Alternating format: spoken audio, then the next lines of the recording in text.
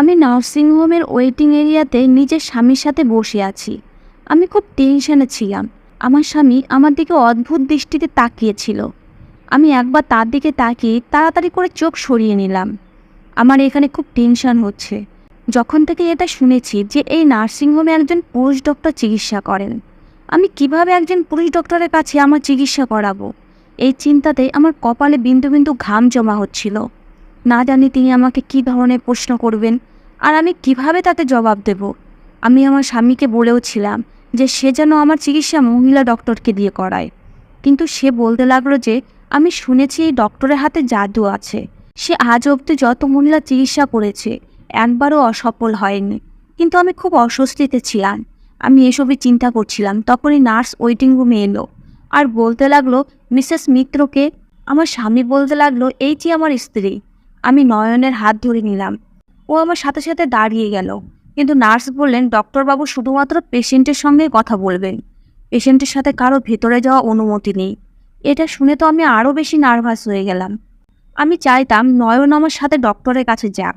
নয়ন আমার হাত থেকে নিজের হাত ছাড়ালো আর আমাকে বোঝাতে লাগলো, যাও ডক্টরের কাছে সমস্ত কথা খুলে বলো, ঘাবড়ানোর কোনো দরকার নেই। কিন্তু আমি খুব অস্বস্তিতে ছিলাম। যে কথা আমি একজন মহিলা ডক্টরকে বলতে পারতাম, সেটা আমি কিভাবে পুরুষ ডক্টরকে বলতাম। আমি তো এটা বুঝতেও পারছিলাম না যে ডক্টর রূপে কোনো পুরুষের মেয়েদের চিকিৎসা করা ঠিক কিনা। যদিও বড় বড় শহরে এই ব্যাপারটাকে খারাপ মনে করা হয় না, কিন্তু আমি গ্রামের মেয়ে। এখন বিয়ের পরে নয়নের সাথে শহরে থাকতে শুরু করেছি, কিন্তু আমার শৈশব কৈশোর গ্রামেই কেটেছে। আমি খুব সংকুচিত হয়ে সেই নার্সের সাথে ডক্টরের রুমে গেলাম। ভিতরে ঢুকে ডক্টরকে দেখে আমি হতভম্ব হয়ে গেলাম, কারণ আমার স্বামী বলেছিল যে আজ অবধি এই ডক্টরের হাতে কোনো কেসই ফেল হয়নি। আমার ভাবনায় তো এই ডক্টর অনেক বেশি বয়স্ক হওয়া উচিত ছিল, কিন্তু ইনি তো পুরো যুবক ডক্টর। এই মোটামুটি আমার স্বামীর বয়সী হবে। আমাকে দেখে সামনের চেয়ারে বসার ইশারা করলো। যখন আমি তার সামনে বসলাম, তখন সে নার্সকে বলল, তুমি বাইরে গিয়ে বসো, আমাকে পেশেন্টের চেক আপ করতে হবে। যখন নার্স বাইরে যেতে লাগলো, তখন ডক্টর বললেন যে দরজা ভালোভাবে লক করে দিও। এটা শুনে তো আমি আরও টেনশনে পড়ে গেলাম। নার্স বাইরে বেরিয়ে দরজা লক করে দিল। প্রথমে তো এই ডক্টর আমার মাথা থেকে পা অবধি খুব গভীরভাবে দেখলো। তারপর যে প্রশ্ন সে আমাকে করলো, সেটা শুনে তো আমি লজ্জায় জড়সড় হয়ে গেলাম। ডক্টর জিজ্ঞেস করলেন, বিয়ে হওয়া কতদিন হয়েছে? আমি বললাম 6 বছর। এরপরে তিনি জিজ্ঞেস করলেন, স্বামীর সঙ্গে সম্পর্ক বানানোর সময় খুশি হও না হও না?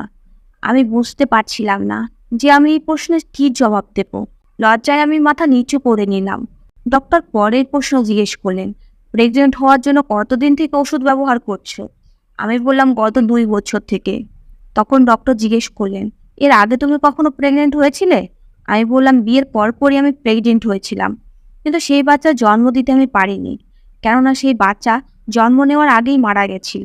আমি জেনে বুঝে ডক্টরের কাছে সত্যিটা লুকালাম। আমি ডক্টরকে বলতে চাইতাম না যে আমার প্রথম বাচ্চাকে দুনিয়াতে আসার আগে কিভাবে আমার পেটেই মেরে ফেলা হয়েছিল। আমার কথা শুনে সে বলতে লাগলো, আচ্ছা ঠিক আছে। কিছু সময় পরে ডক্টর আমাকে বলল যে সামনের বিছানার উপরে গিয়ে শুয়ে পড়ুন, আমাকে আপনার চেক আপ করতে হবে। ডক্টর এই কথাটা শুনে তো আমার হুঁশ উড়ে গেল। আমি বললাম, আমি এভাবে আপনার কাছে আমার চেক আপ করাতে পারবো না। আমার কথা শুনে কিছু সময় ধরে সে আমার দিকে তাকিয়ে রইল। তারপরে হাসতে হাসতে বললেন, কেন, কি হয়েছে? আপনি জানতেন না যে আমি একজন পুরুষ ডক্টরের কাছে নিজে চিকিৎসা করাতে এসেছেন? আমার মনে হলো তিনি আমাকে ঠেস দিয়ে কথা বললেন। আমি তাকে বললাম, আপনার এখানে একজন লেডি ডক্টর রাখা উচিত ছিল।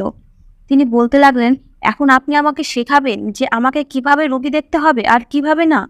কিন্তু আরও বলতে লাগলেন, এখানে আসা সমস্ত মহিলাকে আমি এভাবে চেক আপ করি, তাদের মধ্যে তো কেউ কখনো এভাবে আমাকে অস্বীকার করেনি। যদি আপনার এতই অসুবিধা থাকে, তাহলে আপনার এখানে আসা উচিতই হয়নি। আপনি শুধু শুধু আমার টাইম নষ্ট করছেন। কথা বলতেই ডক্টর সামনের টেবিলের উপর রাখা বেল বাজালেন, আর সঙ্গে সঙ্গে সেই নার্স ঘরের ভিতরে এসে গেল। ডক্টর নার্সকে বললেন, এনার স্বামীকে ভিতরে রাখো। কিছু সময় পরে নয়ন নার্সের সাথে ভিতরে এলো। ডক্টর ওকেও সামনের চেয়ারে বসতে বলল। এরপরে ডক্টর নয়নকে বললেন, আপনার স্ত্রী আমার কাছে একদমই চেক আপ করানোর জন্য রেডি নন। তিনি বলছেন আমার এখানে একজন লেডি ডক্টর রাখা উচিত ছিল। দেখুন, আপনারা যদি আমাকে দিয়ে চিকিৎসা নাই করাবেন, তাহলে আমার সময় এভাবে নষ্ট করার কি দরকার ছিল? এটা শুনে আমার স্বামী রাগী চোখে আমার দিকে তাকালো। ডক্টর আরও বলতে লাগলেন, আপনি এনাকে নিজের সাথে নিয়ে যেতে পারেন। আগে আপনি আপনার স্ত্রীর কাছে যে সে আমাকে দিয়ে চিকিৎসা করাতে চায় কি না চায়। যখন সে মন থেকে রাজি হবে তখন আপনি তাকে নিয়ে আসবেন। এটা শুনেই ওর রাগী চোখে ওঠার জন্য আমাকে ইশারা করলো। আমি চুপচাপ নিজের মাথা নিচু করে ঘর থেকে বাইরে বেরিয়ে এলাম। ফেরার সময় পুরো রাস্তায় গাড়ি চালাতে চালাতে ও আমাকে এই কথাটাই শোনাচ্ছিল যে গত 4 বছর ধরে আমি তোমাকে অনেক চিকিৎসা করিয়েছি, কিন্তু তুমি প্রেগনেন্ট হতে পারোনি। সমস্ত জায়গা থেকে আমি ভাঙা হৃদয় ফিরে এসেছি। এই ডক্টর এখানে গ্যারান্টি দিয়ে চিকিৎসা হয়, আর ইনি কখনো ভুল প্রমাণ হয়নি। এই কারণে আমি তোমাকে এখানে নিয়ে এসেছিলাম। কিন্তু তোমার তো ঢংই শেষ হয় না। তুমি কি চাইছো? দেখো, যদি তুমি এইরকম করতে থাকো তাহলে আমি তোমাকে বেশি দিন সহ্য করতে পারবো না। আমি তোমাকে আমার লাইফ থেকে বের করে দেব। আমার যে কোনো উপায়ে নিজের বংশধর চাই। তুমি তো জানো আমার একটা সন্তানের খুব প্রয়োজন, আর এই বছরে আমি নিজের সন্তান চাই। ওর কথা শুনে আমি বিরক্তি নিয়ে ওর দিকে তাকালাম আর তাকে বললাম, শোনো, বিয়ের কয়েক মাসের মধ্যে আমি প্রেগনেন্ট হয়েছিলাম, কিন্তু সেই সময় এটা নিয়ে তুমি আমার উপরে কী ধরনের অত্যাচার করেছিলে সেটা তোমার মনে আছে? তুমি কেন আমার অ্যাবর্শন করিয়েছিলে? সমস্ত সমস্যা সেখান থেকেই শুরু হয়েছে। যদি আমি বাচ্চা জন্ম দিতে না পারি তাতে তোমারই দোষ, আমার না। আর তুমি এখন আবার চাইছো যে আমি আমার চিকিৎসা একজন পুরুষ ডক্টরের কাছে করাই। আমি তো নয়নকে পরিষ্কার বলে দিলাম যে এরকম চিকিৎসা আমি কোনো পুরুষ ডক্টরকে দিয়ে কোনো মতেই করাবো না। আমার কথা শুনে ও গাড়ির স্পিড খুব বাড়িয়ে দিল। আমি জানি নয়ন রাগের জন্য এসব করছে, তাই আমি চুপ হয়ে থাকলাম আর জানলা দিয়ে বাইরের দৃশ্য দেখতে লাগলাম। আমার খুব ভয়ও করছিল, কেননা ও খুব জোরে গাড়ি চালাচ্ছিল। কিন্তু আমি যদি ওকে বলতাম যে আমার খুব ভয় করছে, গাড়ির স্পিড স্লো করো, তাহলে ও আরও বেশি স্পিড বাড়িয়ে দিত। ও এরকমই ছিল। এর কয়েক বছর আমি ওকে ভালোভাবেই জেনে গেছি। ওর কোনো কথাতে আমি না করলে ও এভাবেই রেগে যেত, আর রেগে গেলে ও পুরো পাগল হয়ে যেত। আর ওর রাগ সহ্য করতে আমি বাধ্য ছিলাম, কেননা এছাড়া আমার কাছে দ্বিতীয় কোনো রাস্তা ছিল না। আমি একটা খুবই গরিব পরিবারের মেয়ে। এমনিতে তো আমি আমার মা বাবার একমাত্র সন্তান, কিন্তু একমাত্র সন্তান বাবা মায়ের কাছে যে ভালোবাসা পায় সেটা আমি কখনো পাইনি। সন্তান ভালোবাসা তখনই পায় যখন বাড়িতে সুখ শান্তি থাকে, কিন্তু আমার বাড়িতে তো আমি সব সময় অভাবেই দেখেছি। আমার ছোট অবস্থাতে আমার বাবার অ্যাক্সিডেন্ট হয়, আর এই অ্যাক্সিডেন্টে তার 2 পা বাদ পড়ে। তখন থেকেই আমার মাকে অন্যের বাড়িতে কাজ করতে হয়, না হলে আমাদের বাড়িতে চুলা অবধি জ্বলতো না। বাবার মধ্যে বেঁচে থাকার ইচ্ছাই শেষ হয়ে গেছিল। সে সারাদিন বিছানার উপরে বসে থাকতো। যখন আমি 12 বছরের হলাম তখন বাবা এই দুনিয়াকে বিদায় জানিয়ে চলে গেল। আমার মা অনেক কষ্টে ইনকাম করে আমাকে পালছিলেন। 7-এ পড়ার পরে আমি পড়াশোনা ছেড়ে দিয়েছিলাম। পড়াশোনা আমার কোনো আগ্রহই ছিল না, যদিও আমার মা আমাকে পড়াশোনার জন্য সব রকম চেষ্টা করেছিলেন, কিন্তু আমার মন পড়াশোনাতে একদমই লাগতো না। বাড়ি নিজেদের ছিল, এই কারণে খুব বেশি সমস্যা ছিল না, তাই মা যে কোনো উপায়ে আমার পড়াতে চাইতো। মা বলতো পড়াশোনা ছাড়া জীবনে কিছুই নেই। আমার জীবন তো যেমন তেমনভাবে কেটে গেল, কিন্তু আমি তোকে একটা সুন্দর জীবন দিতে চাই। পড়াশোনা করলে তবেই নিজের পায়ের উপরে দাঁড়াতে পারবি, তোকে কারো উপরে নির্ভরশীল থাকতে হবে না। কিন্তু আমি কখনোই পড়াশোনায় মন দিতে পারিনি। মায়ের কাজে যাওয়ার সাথে সাথে আমিও নিজের বান্ধবীদের সাথে ঘুরতে বেরিয়ে যেতাম। এখন মাও আমাকে পড়াশোনা নিয়ে বিরক্ত করা বন্ধ করে দিয়েছে, কেননা তিনি বুঝে গেছিলেন যে আমি কোনোভাবে পড়াশোনা করব না। এখন সময় এভাবেই কাটতে লাগলো। যখন আমার বয়স 18+ হলো তখন মায়ের একজন বান্ধবী ছিল যে বিয়ের পরে শহরে থাকতো। মায়ের বান্ধবীর বাবার বাড়ি আমাদের গ্রামেই ছিল। একবার যখন সে বাবার বাড়িতে এলো তখন মায়ের সঙ্গে দেখা করতে আসে, আর নিজের একমাত্র ছেলে নয়নের জন্য আমাকে পছন্দ করে যায়। যদিও আমার মা তাকে বলে দিয়েছিল যে আমাদের কাছে দেওয়ার মতো কিছুই নেই, কিন্তু আমাকে মায়ের বান্ধবী খুব পছন্দ করে, তাই তিনি কিছু ছাড়াই আমাকে তার বাড়িতে বউ করে নিয়ে যেতে চাইলেন। কিছুদিন পরে মায়ের শরীর অসুস্থ থাকতে শুরু করে। তিনি নিজের ছেলে নয়নের সাথে আমার বিয়ে দিয়ে দেন। আমার আর নয়নের বিয়ে 5 মাস পরে আমার মা এই দুনিয়া থেকে চলে যান। আমি চিন্তার দুনিয়া থেকে একেবারে চমকে বাইরে বেরিয়ে এলাম, কেননা গাড়ি বাড়ির সামনে জোরে ব্রেক কষে থেমেছিল। আমার মাথার সামনে বোর্ডে ধাক্কা লাগতে লাগতে বেঁচে গেল। আমার বেরোনোর আগে ও গাড়ি থেকে বাইরে বেরিয়ে গেল। গাড়ির দরজা খুব জোরে বন্ধ করে বাড়ির দরজার তালা খুলতে লাগলো। এটা দেখে আমি বুঝে গেলাম যে আজকে আবার আমার উপরে ঝড় আসতে চলেছে। আমার তো একে মেন্টাল পেশেন্ট বলে মনে হতো। যখন থেকে আমার বিয়ে হয়েছে তখন থেকে আমি জীবনের কোনো সুখ পাইনি। আমি একটা জিনিস বুঝতে পারতাম না যে কখন কোন কথাটা এই মানুষটার জন্য বিপরীত হয়ে যাবে, আর এ আমার জীবনে নরক বানিয়ে দেবে। যখন আমি ঘরের ভিতরে ঢুকলাম তখন সে আমার হাত শক্ত করে ধরে টানতে টানতে ঘরের ভিতরে নিয়ে গেল। ঘরের মধ্যে ঢুকেই বলতে লাগলো, খুব বেশি মুখ চালাতে শুরু করেছিস তুই। তুই খুব ভালোভাবে জানিস যে আমার এই জিনিসটা একেবারেই পছন্দ না। তারপরেও আজকে তোকে ক্ষমা করে দিচ্ছি, এরপরে আমার সামনে ঠিকভাবে থাকবি। আর একটা কথা কান খুলে শুনে নে, আমি কালকে তোকে আবার ওই ডাক্তারের কাছে নিয়ে যাব, আর তুই চুপচাপ তার কাছে চেক আপ করাবি। যেভাবে ও কথাটা বলছিল তাতে আমি জানতাম যে যদি আমি ওর কথা না বলি তাহলে ও আমার মুখের উপরে থাপ্পড়ের পর থাপ্পড় মারতে থাকবে। ও এরকমই ছিল, জেদি বদরাগী। রেগে গেলে ওর কাণ্ডজ্ঞান থাকতো না। এই কারণে আমি নিজের মুখ বন্ধ করে রাখলাম, কিছুই বললাম না। পরের দিন ও আমাকে আবার সেই ডক্টরের কাছে নিয়ে গেল। যখন আমি ডক্টরের ঘরের মধ্যে গেলাম তখন তিনি আমাকে দেখে অদ্ভুতভাবে হাসতে লাগলেন। তারপরে আমাকে বিছানায় শুয়ে পড়তে বললেন। আমি চুপচাপ বিছানায় শুয়ে পড়লাম। তারপরে তিনি দরজা বন্ধ করে ঘরের লাইট বন্ধ করে দিলেন। ডক্টরকে লাইট বন্ধ করতে দেখে আমার হুঁশ উড়ে গেল। আমি ভাবতে লাগলাম, কি এমন চেক আপ যেটা লাইট বন্ধ করে আমার সাথে করবে। আমি তাকে বললাম, আপনি লাইট কেন বন্ধ করলেন? তখন তিনি বলতে লাগলেন, আমার চিকিৎসা এভাবেই হয়। ঘরের মধ্যে হালকা একটা লাইট ছিল, যেটা হয়তো জানলা দিয়ে আসছিল। আমার হৃদয় খুব জোরে জোরে ধুকধুক করছিল। আমার হৃদয়ের গতি খুব বেড়ে গেছিল। হঠাৎ সে আমার খুব কাছে চলে এলো, আর তারপর আমার সাথে। যখন আমার বিয়ে নয়নের সাথে হয় তখন তারা দুজন মা ছেলে এই বাড়িতে থাকতো। ওর না কোনো ভাই না কোনো বোন ছিল। ওর বাবাও জীবিত ছিল না। আমার শাশুড়ি খুব ভালো ছিলেন, কিন্তু নয়নের ব্যবহার আমার সাথে এরকমই ছিল। ও আমার প্রতি কখনো আগুন তো কখনো জল। ওর মেজাজ দেখে আমি টেনশনে পড়ে গেছিলাম। কখনো কখনো আমার বড় থেকে বড় কথাও মাথার মধ্যে নিত না। আবার কখনো কখনো সামান্য একটু কথাতেই লড়াই ঝগড়া করতে শুরু করে দিত। যতদিন আমার শাশুড়ি জীবিত ছিলেন তিনি আমার হয়ে ওর সাথে লড়তেন। তিনি ওনার ছেলেকে বলতেন, কেন তুই এই বেচারির পিছনে পড়ে থাকিস? ও তো তোর ভয়ে কোনো কথাই বলতে পারে না। নিজেকে একটু বদলা। এখন তুই বিবাহিত।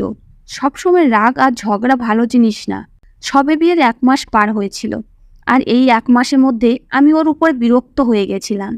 এই 1 মাসের মধ্যে আমি অনেকবার কান্না করতে করতে নয়নকে মানিয়ে নিতাম। যদি ও কোনো কথাতে রেগে যেত তাহলে যতক্ষণ না অবধি আমি ওর সামনে কান্না করতে করতে হাত জোর করতাম ততক্ষণ ও একদমই ঠান্ডা হতো না। এই 1 মাসে 1-2 বার ও আমার উপরে হাত অবধি উঠিয়েছিল। ও ছোট ছোট কথাতেও এত বেশি রেগে যেত যে আমার উপরে হাত উঠিয়ে দিত। কখনো বলতো, তুমি জামা ভালোভাবে আয়রন করো না। কখনো বলতো, তুমি চা ভালোভাবে বানাও না। যদিও আমি নিজের দিক থেকে পুরো চেষ্টা করতাম ও যেমন পছন্দ করে আমি সেরকমই কাজ করব, কিন্তু ও কোনো কিছুতেই খুশি হতো না। বিয়ের কয়েক মাস পরে যখন আমি প্রেগনেন্ট হয়েছিলাম তখন যে অবস্থা ও আমার করেছে সেটা যে শুনবে তারই অন্তরাত্মা কেঁপে উঠবে। সেই সময় যখন আমি প্রেগনেন্ট হয়েছিলাম তখন আমার শরীর একদমই ঠিক ছিল না। এই কারণে আমার শাশুড়ি আমাকে পাশের ক্লিনিকে নিয়ে গেছিল। ডক্টর আমার 2-1টা টেস্ট করালো। তারপরে এই খুশির খবর শুনিয়েছিল যে আমি প্রেগনেন্ট হয়েছি। আমি এই খবর শুনে খুব খুশি হয়ে গেছিলাম। আমি ভেবেছিলাম যখন এই খবর নয়ন জানবে তখন ও শুধরে যাবে আর আমার খেয়াল রাখতে শুরু করবে। কিন্তু এটা আমার একটা চরম ভুল ছিল। যখন আমার শাশুড়ি এই খবর ওকে শোনালো তখন ও একদমই চুপচাপ হয়ে গেল, আর রাগের কারণে ওর চোখ লাল হতে শুরু করেছিল। আমার মনে হচ্ছিল ও ভিতরে ভিতরে নিজের রাগটা সহ্য করছে, আর এটা দেখে আমি খুব ভয় পেয়ে গেছিলাম। আমি বুঝতে পারছিলাম না যে ও এই খবর শুনে কেন রেগে গেল। এটা তো একটা খুশির খবর। রাতের বেলা যখন আমি ঘরে এলাম তখন ও খুব সিগারেট খাচ্ছিল। পুরো ঘর ধোঁয়ায় ভর্তি হয়ে গেছিল। যখন আমি সাইড টেবিলের দিকে তাকালাম তখন সেখানে সিগারেটের টুকরোয় ভর্তি হয়েছিল। আমাকে ঘরে আসতে দেখে ও বলতে লাগলো, আমাদের বিয়ে সবেমাত্র কয়েক মাস হয়েছে, আর তুমি এখনই বাচ্চা জন্ম দিতে চাইছো? অশিক্ষিত গাইয়া মেয়ে, জীবনকে এনজয় করতে শেখো। এখনই আমি বাচ্চার দায়িত্ব নিতে চাই না। ওর মুখ থেকে এইসব কথা শুনে আমি হতবাক হয়ে গেলাম। আমি বললাম, এটা তো ভগবানের আশীর্বাদ, আর ভগবানের ইচ্ছাতেই সব হয়েছে। আমার চাওয়া আর না চাওয়াতে কিছুই হতে পারে না। আমার কথা শুনে ও বলতে লাগলো, কিন্তু আমার সন্তান আমার ইচ্ছাতেই জন্ম নেবে। এখানে ভগবানের মর্জি চলবে না।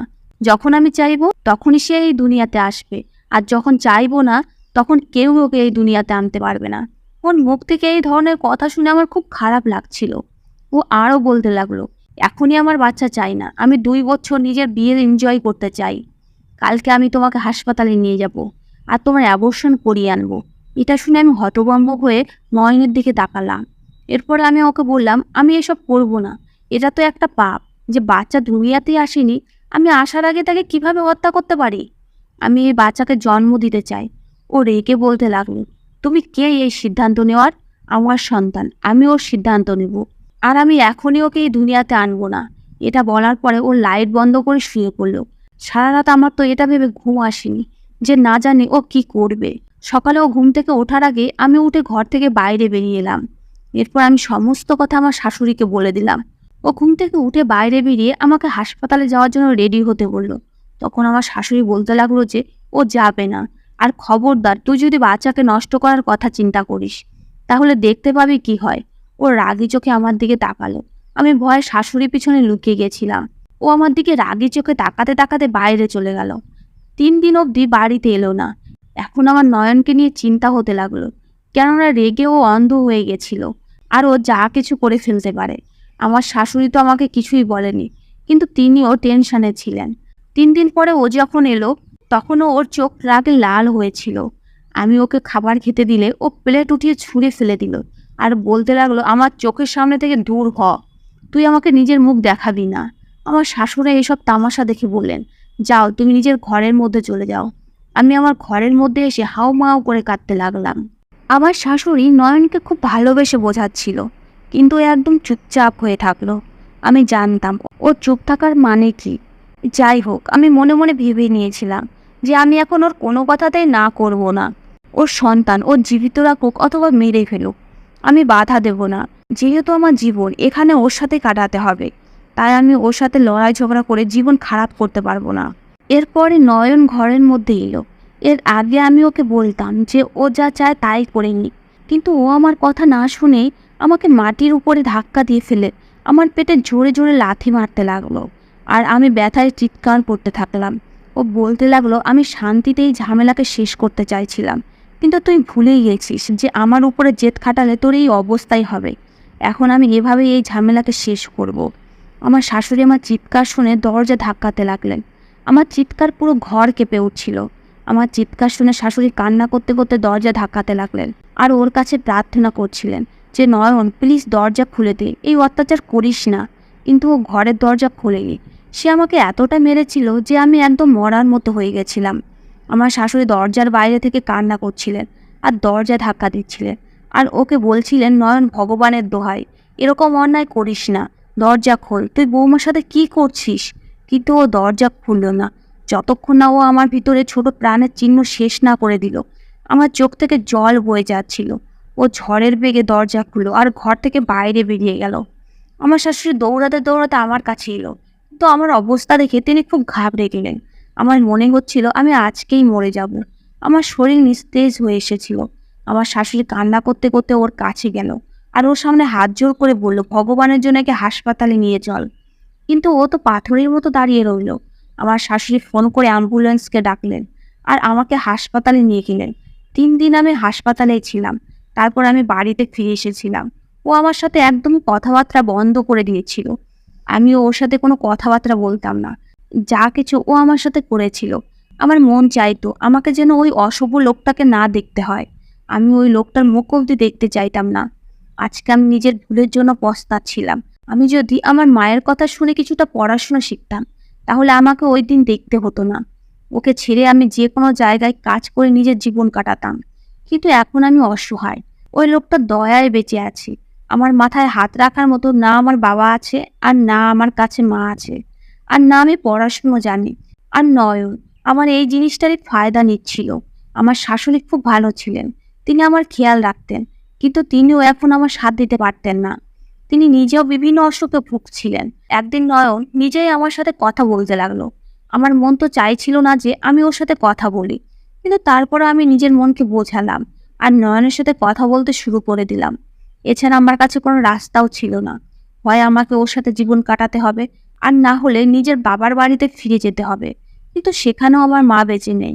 এই কারণে হৃদয়ে পাথর রেখে আমি নয়নের সাথে কথা বলা শুরু করে দিলাম। যা কিছু হয়ে গিয়েছিল আর যা আমি হারিয়ে ফেলেছি, আমি সেটা কোনো অবস্থাতেই ফিরে পাবো না। 1 বছর অবধি না জানে ও আমাকে কি কি ওষুধ খাওয়াচ্ছে, কেননা ও বাঁচা চাইতো না। সেই সময় আমার শাশুড়িও এই দুনিয়ায় মায়া ছেড়ে চলে যান। তার মৃত্যুতে তো আমার মনে হচ্ছিল যে আমি এই পৃথিবীতে একলা হয়ে গেছি। তিনি থাকলে তাও আমাকে কিছুটা সাহস জোগাতেন। এখন নয়ন তো যেন একেবারে স্বাধীন হয়ে গেছে। কেননা আগে তবুও মায়ের সামনে কিছুটা নরম সুরে কথা বলতো, কিন্তু এখন তো ও খোলা ষাঁড়ের মতো ছুট পেয়ে গেছে। এখন তো প্রতিদিন আমার উপরে কখনো হাত উঠাতো, কখনো চিল্লাতো, কখনো বাসনপত্র ছুঁড়ে ভাঙতো। এরপরে একদিন হঠাৎ করে আমাকে বলতে লাগলো যে আমার এখন বাচ্চা চাই। এটা শুনে আমার হৃদয় দুঃখে ভরে উঠেছিল, কেননা আমার ভিতরে থেকে সন্তানের আশা শেষ হয়ে গেছিল যে আমি কখনো মা হব। এরপরে ও বাচ্চার আশায় আমাকে ওষুধ খাওয়ানো বন্ধ করে দিল, কিন্তু তারপরেও আমি প্রেগনেন্ট হইনি। এভাবে 1 বছর পার হয়ে গেল। তারপরে নয়ন আমাকে লেডি ডক্টরের কাছে নিয়ে গেল। ডক্টর আমার চেক আপ করে বললেন, প্রথম প্রেগনেন্সিতে তোমার সাথে এমন কিছু প্রবলেম হয়েছে যার কারণে তুমি কখনো মা হতে পারবে না। আমার স্বামী আমার সাথে যে অন্যায় অত্যাচার করছিল, হয়তো সেই কারণে ভগবান ওর দিক থেকে এই খুশি ছিনিয়ে নিয়েছে। কিছুদিন পরে এই রহস্যটাও জানতে পারলাম যে কেন ওর সন্তান চাই। আসলে আমার শাশুড়ি নিজের সমস্ত সম্পত্তি নয়নকে না দিয়ে নিজের নাতি নাতনির নামে উইল করে গেছেন। এই কারণে ওর যে সন্তান হবে সে সমস্ত সম্পত্তির মালিক হবে।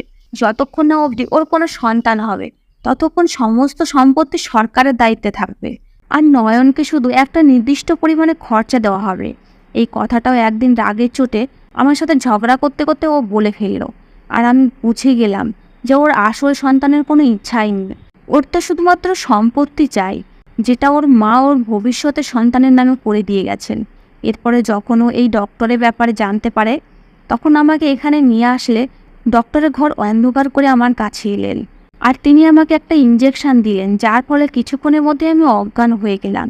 আমি জানি না যে কতদিন থেকে আমি অজ্ঞান হয়ে আছি, কিন্তু যখন আমার জ্ঞান ফিরল তখন থেকে আমি সেই নার্সিংহোমে প্রাইভেট রুমে আছি। আমার হাতে স্যালাইন লাগানো ছিল, আর আমার শরীর খুব দুর্বল অনুভব হচ্ছিল। আমি কিছুই মনে করতে পারছিলাম না। কিছু সময় পরেই সেই ডক্টর ঘরের মধ্যে এসে ফোনে কারোর সাথে কথা বলতে শুরু করলেন।